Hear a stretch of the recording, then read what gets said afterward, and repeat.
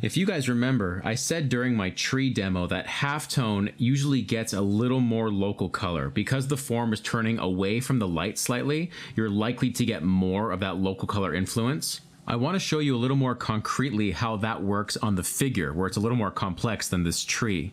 Let's take a closer look at this figure painting by Xiaoming Wu. The light is cool and it's coming in from the left, so where it hits her back, right where her shoulder is, you're going to get that sense of skin tone mixing with the blue light, which kind of creates this kind of ugly color, right? But where the halftone is, meaning where the shoulder kind of turns around to the right and where the back kind of turns under right before it hits shadow, that's halftone.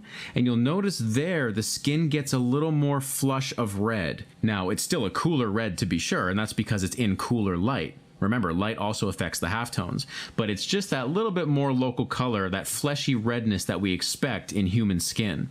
And that's the cool thing about halftone, is they carry a little more of that local color. Okay, let's observe Anders Zorn doing the same thing. This is also a painting in cool light. The first thing I want to do is show you what the colors in the average light look like. It's something like this. And these are the areas I sampled those colors from, just areas that are clearly receiving a average light value. And you notice these are very cool grays, because that bluish light, that daylight that's hitting Anders Zorn, the daylight being the bully in this case, is pulling his flesh tones grayer as it wants to modulate them toward blue. Now let's look at the halftone colors, and I sampled those colors from these areas here, that is, areas where the form is beginning to turn away from the light but not yet in shadow. These are the areas that carry more local color, so in the case of flesh, it's a much more reddish color. Here's a painting by Susan Lyon depicting an African skin tone.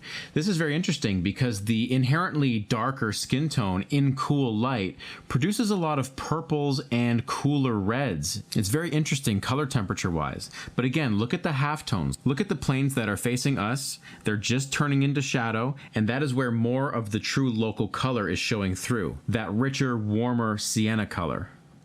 To close off this section, let's revisit our old friend, Lady Agnew. You should remember from last week where the halftones are. As you can expect, the halftones are getting that little bit more rosy red color. It's those cool grays warming up just a little bit where the form is turning to show us not only value change, but also lends some insight into the local color.